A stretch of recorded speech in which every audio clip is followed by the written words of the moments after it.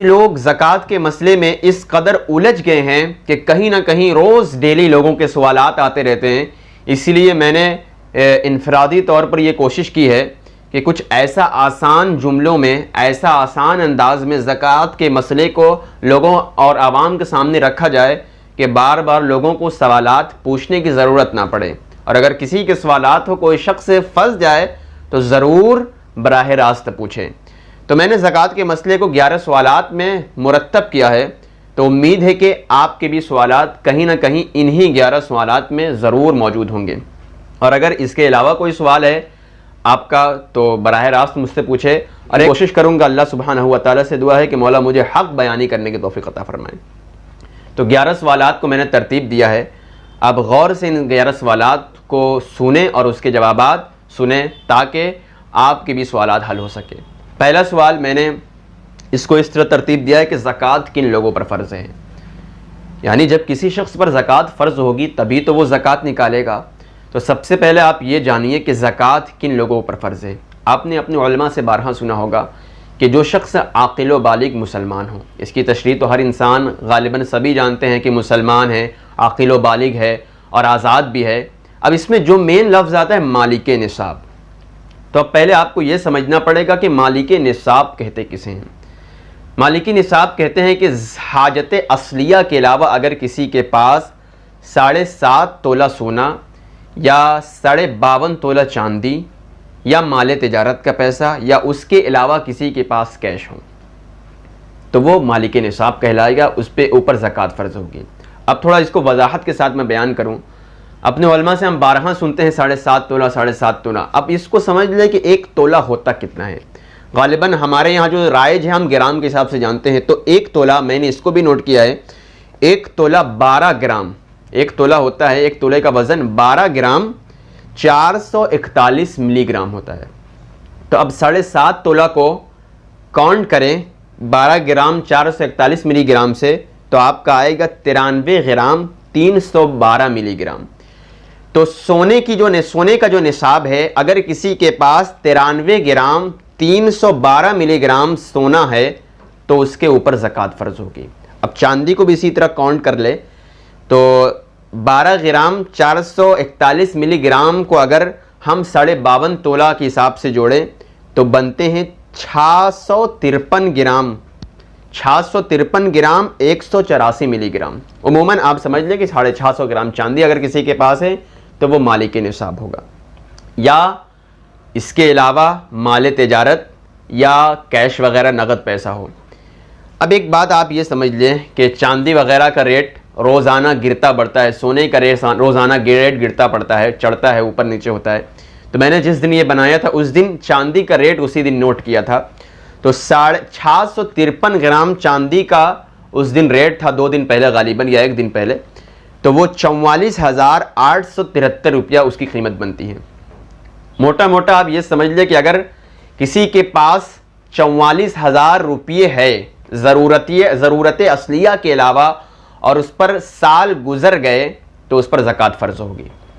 अब थोड़ा और इसको वाज़े करूँगा कि मसलन अगर किसी के पास 7.5 तोला सोना नहीं है, महज उसके पास 5 तोला सोना है, 7.5 तोला 93 ग्राम होता है। अगर उसके पास महज सिर्फ 5 तोला यानी 50 ग्राम सोना है, आप यूँ समझ ले मोटा मोटा, और उसके अलावा उसके पास ना चांदी है, ना माल तिजारत है, ना नगद पैसा है, तो उसके ऊपर ज़कात फ़र्ज़ नहीं होगी। अब गौर से सुने, फिर से सुने कि अगर किसी के पास सिर्फ 50 ग्राम या 5 तोला, अगर 7.5 तोला से कम है, 7 तोला सिर्फ सोना है, उसके अलावा ना चांदी उसके पास है, ना माल तिजारत है, ना नगद पैसा है, ना कैश है, तो ऐसी सूरत में उसके ऊपर ज़कात फ़र्ज़ ना होगी। मगर हाँ, अगर उसके पास 7 तोला सोना है, उसके अलावा उसके पास चांदी नहीं, कुछ कैश रकम है जिस पर साल गुजर गए, तो उस कैश को और उस चांदी को अब मिलाकर सोने की रकम नहीं जोड़ी जाएगी बल्कि चांदी की रकम जोड़ी जाएगी, यानी 44,000 रुपये।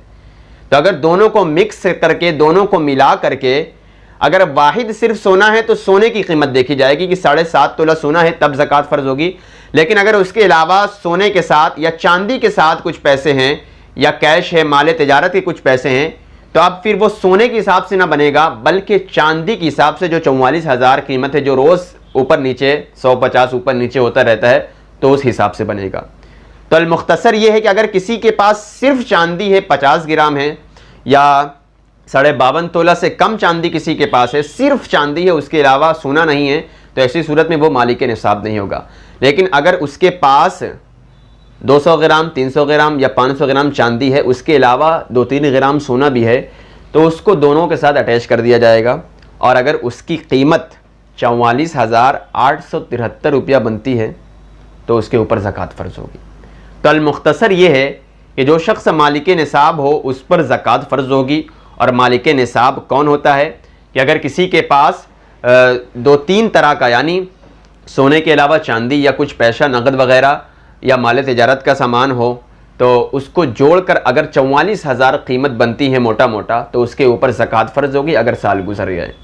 लेकिन अगर किसी के पास सिर्फ सोना है, 5 ग्राम, 10 ग्राम, 93 ग्राम से कम, सिर्फ सोना, उसके अलावा ना चांदी, ना कैश, ना माल तिजारत, तो ऐसी सूरत में ज़कात फ़र्ज़ ना होगी। लेकिन हाँ, अगर उसके साथ आपका बचा हुआ साल भर का कुछ रुपया भी है, अगर उसको जोड़ दिया जाए चांदी की कीमत से, तो उम्मीद है कि वो आपका मालिक निसाब तक पहुंच जाएगा और ऐसी सूरत में आपके ऊपर ज़कात फ़र्ज़ होगी। अब दूसरे सवाल की तरफ चलते हैं। ज़कात, अगर कोई शख्स मालिक निसाब हो जाए, तब ज़कात निकालने का आसान तरीक़ा क्या है? अब ज़कात निकालने का बिल्कुल आसान तरीक़ा आप मसलन यूँ समझ लें कि अगर किसी के पास 10 ग्राम सोना है, तो उसकी कीमत निकाल ली जाए कि 10 ग्राम सोना आज की करंट वैल्यू क्या है, उसकी कीमत निकाल लें। अगर किसी के पास सोने के अलावा चांदी भी है 100 ग्राम, 200 ग्राम, तो उसकी भी कीमत निकाले। एक तरफ सोने की कीमत लिखे, उसी के नीचे चांदी की कीमत लिखे। उसके अलावा माल तिजारत, यानी जो वो काम कर रहा है, माल तिजारत, अगर ज़मीन वगैरह का बिज़नेस या साड़ी वगैरह उसके पास है, जो तिजारत का सामान उसके पास है, अगर वो माल तिजारत है उसके पास, तो उसको भी काउंट कर ले। यानी सोने की रकम को जोड़े, फिर उसके नीचे चांदी की रकम, फिर माल तिजारत की रकम, और अगर उसके पास कुछ नगद कैश वगैरह है तो उसको भी उसके साथ मिला ले।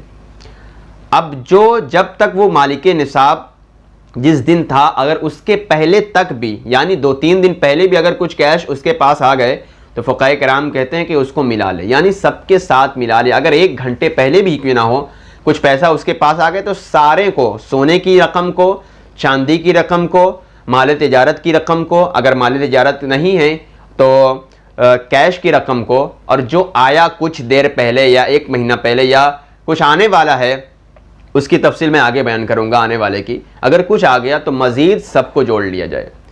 उमूमन अगर सबको मिलाकर जोड़ा और 10 लाख सारे का अमाउंट आया, यानी सबको जोड़कर आपने 10 लाख का अमाउंट बना लिया कि सारी चीज़ों की कीमत 10 लाख हुई। अब आप ये देखें कि आपके ऊपर कर्ज़ा कितना है।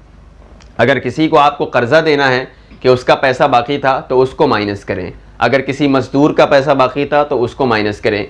अगर घर का कुछ पैसा वगैरह बाकी है तो उसको माइनस करें। उमूमन अगर मसलन 10 लाख सारे की कीमत बनती थी और जिसका पैसा बाकी था उसको वापस करके आपका पैसा बचा, यूँ समझ ले कि 5 लाख। सारों को पैसा आपको जितना लोगों को देना था, सारे लोगों को अगर आपने बांट दिया, या 6 लाख बचा या 8 लाख बचा, तो अब 8 लाख को आप 40 से तकसीम कर देंगे, यानी 40वां हिस्सा 40 से तकसीम कर देंगे। जो बचेगा आप उतनी ज़कात निकालना पड़ेगा। या 40 से तकसीम ना करें आप 8 लाख में, या अगर 8 लाख बचा तो उसको 2.5% माइनस कर दें।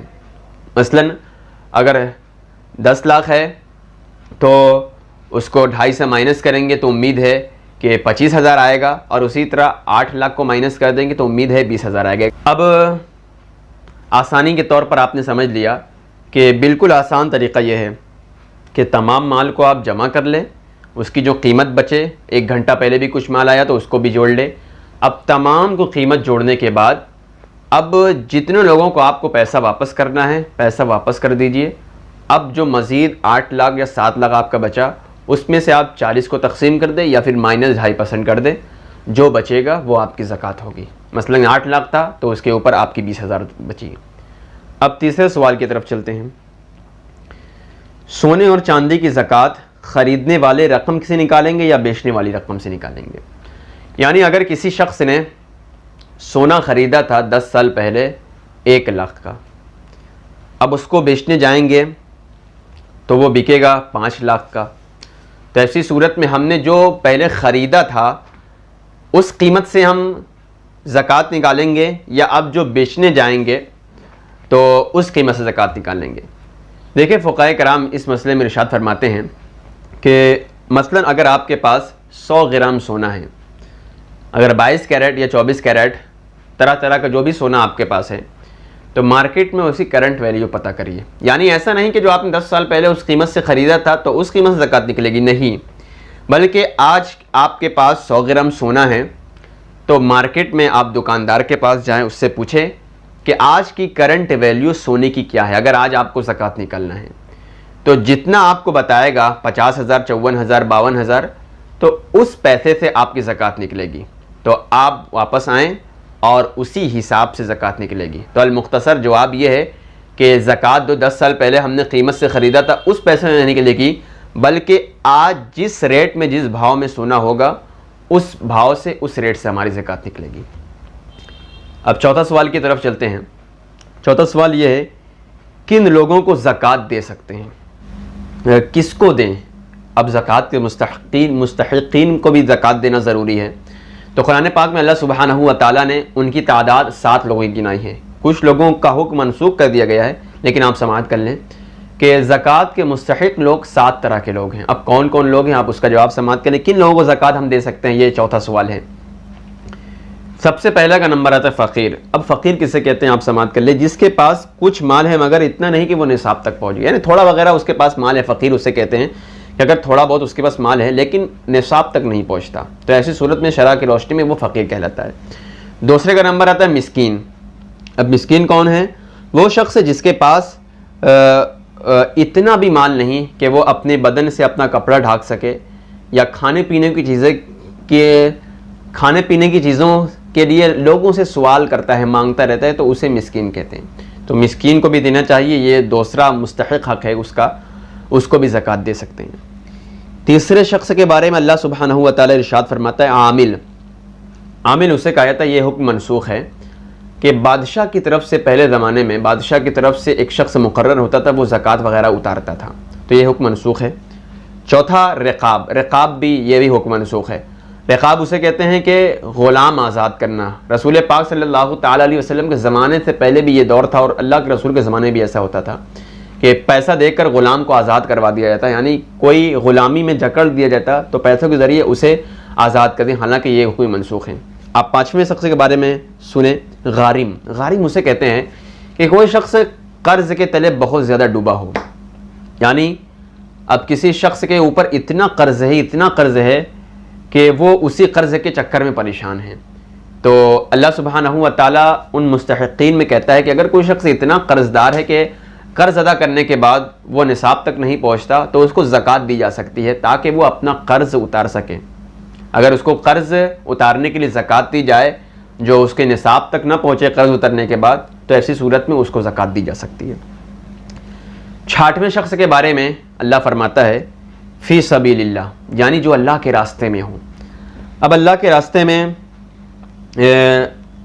फ़ुक़हा कराम भी इरशाद फरमाते हैं और हदीस के अल्फाज़ों से भी ये वाज़ेह है, जो मदरसे के तलबा इल्म दीन सीखने के लिए जाते हैं तो ये अल्लाह के रास्ते में कहलाते हैं।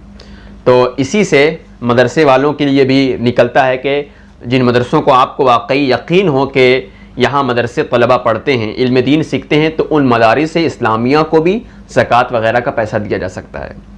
7वें शख्स के बारे में अल्लाह फरमाता है इब्नुस सबील, यानी रास्ते का मुसाफिर। यानी अगर कोई शख्स सफ़र कर रहा है तो इब्नुस सबील कहलाता है और सफ़र में उसके पास कुछ पैसे नहीं हैं, तो ऐसी सूरत में उसको ज़कात दी जा सकती है।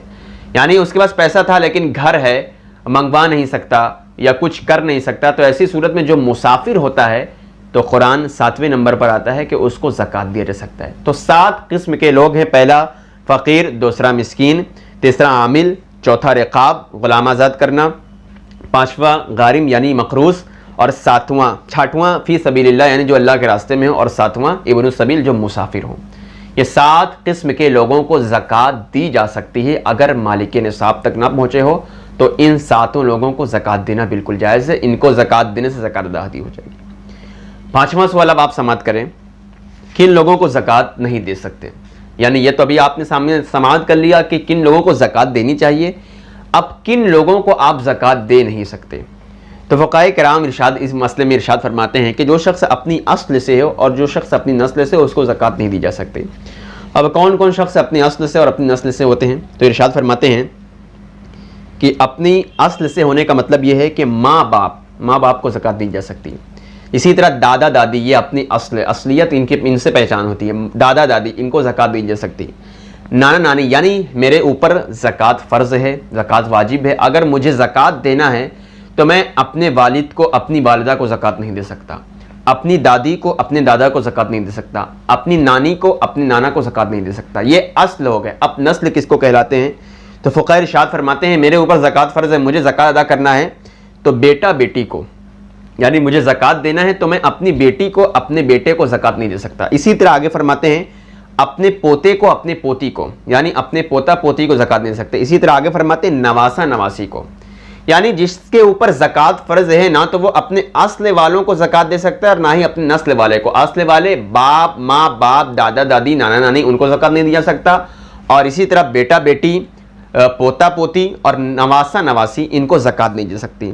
तो ये 5वां सवाल था, किन लोगों को ज़कात नहीं दे सकते, जो लोग अपने अस्ल से और अपनी नस्ल से हो, माँ बाप दादा दादी नाना नानी बेटा बेटी और पोता पोती और नवासा नवासी, इन लोगों को ज़कात नहीं दे सकते, अगरचे मुस्तहिक हों लेकिन इनको ज़कात नहीं दिया जा सकता जिसके ऊपर ज़कात फ़र्ज़ है। अब छठे सवाल की तरफ बड़ी तेज़ी से चलते हैं। अब छठा सवाल है रिश्तेदारों में, रिश्तेदार में किन लोगों को ज़कात दे सकते हैं, यानी रिश्तेदारों का ये ज़कात का सबसे पहला हक़ होता है। जैसा कि आपने सुना कि बाप दादा दादी नाना नानी और इसी तरह बेटा बेटी नवासा नवासी और पोता पोती को ज़कात नहीं दे सकते, तब रिश्तेदार में अगर कोई मुस्तहिक हैं, और जैसा कि शरीयत का तकाजा भी सबसे पहले रिश्तेदारों का हक़ है, तो अब रिश्तेदार में किन किन को ज़कात दिया जा सकता है, तो आप गौर सुने।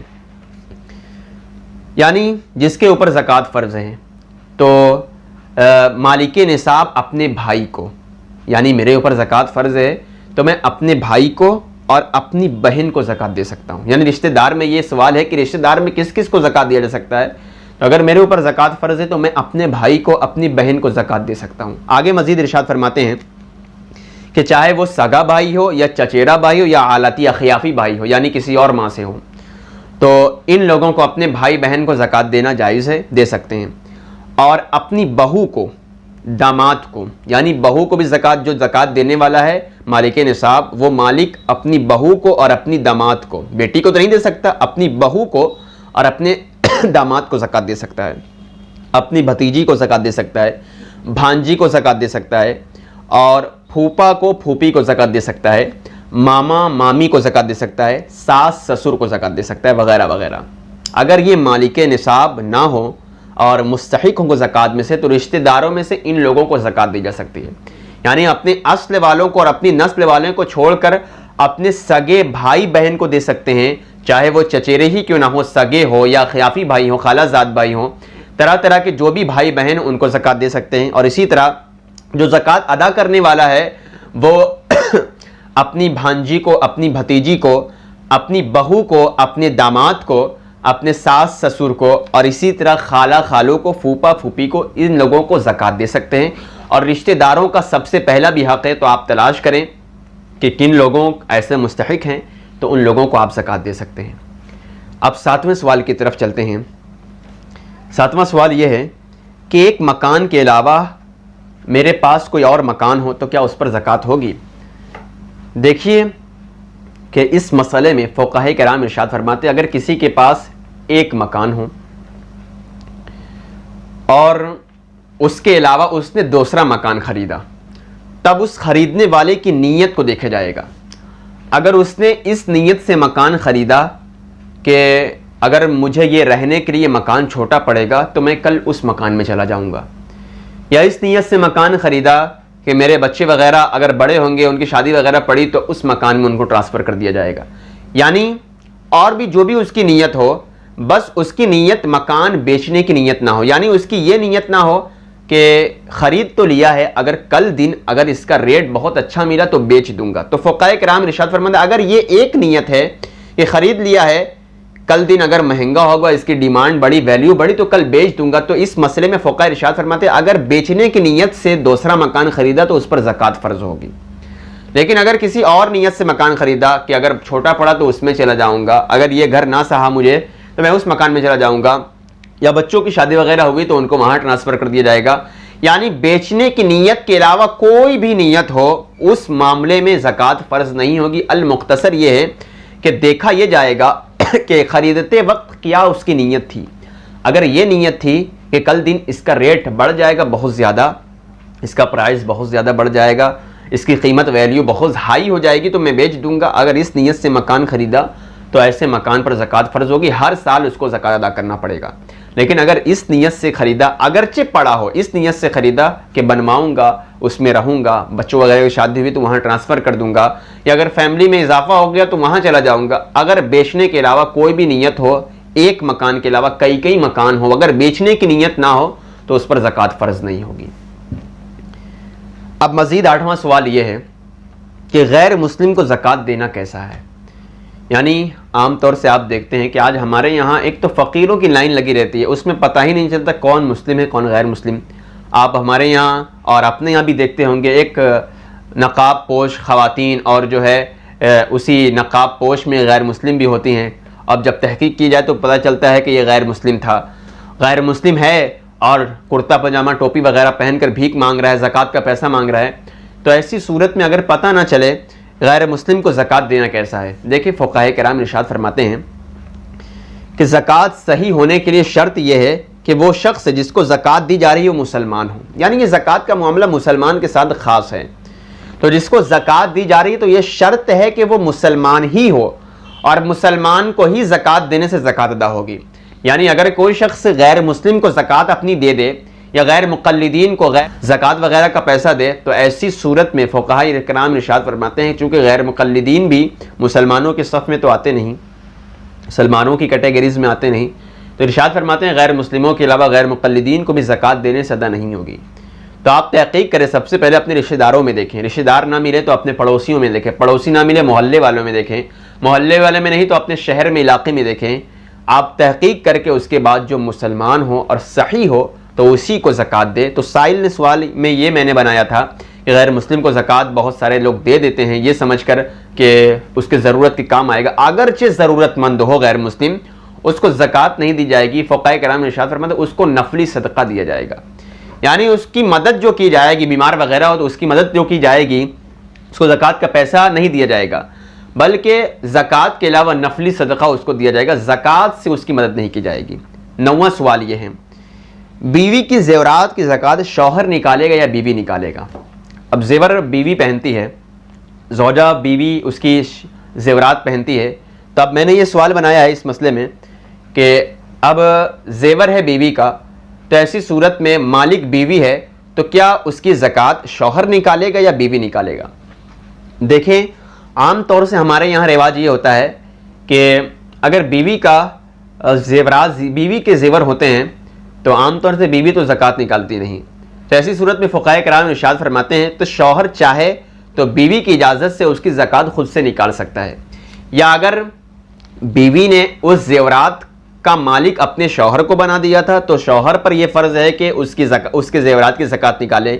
लेकिन हाँ, अगर उस बीवी ने मालिक ना भी बनाया था तो शौहर चाहे तो उसकी इजाज़त से ज़कात निकाल सकता है।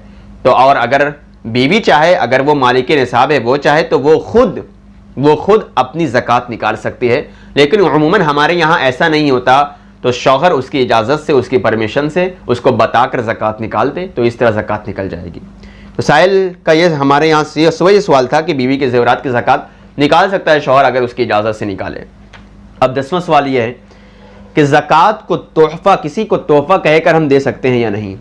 यानी बहुत सारे मुस्तहिक़ीन ऐसे होते हैं कि वाकई मालिक निसाब तो नहीं है और शरीयत की रूह से देखा जाए तो वो मुस्तहिक़ भी होते हैं, लेकिन उनका दिल नहीं चाहता, यानी वो किसी से मांगते भी नहीं, और अगर ज़कात कहकर उनको दे दी जाए तो लेंगे नहीं। तो ऐसी सूरत में क्या ज़कात का पैसा, ज़कात का सामान किसी को तोहफ़ा कहकर दिया जा सकता है। देखिए फ़ुक़हा किराम इस मसले में इरशाद फरमाते कि हाँ, अगर कोई शख्स ऐसा हो कि अगर ज़कात कहने पर वो शख्स नहीं देगा, लेकिन शरीयत की रूह से, शरीयत की रोशनी में वो मुस्तहिक है, तो ऐसी सूरत में उसको ज़कात का पैसा तोहफ़ा कहकर दिया जा सकता है। बस दिल में ये इरादा हो कि हम ज़कात का पैसा दे रहे हैं।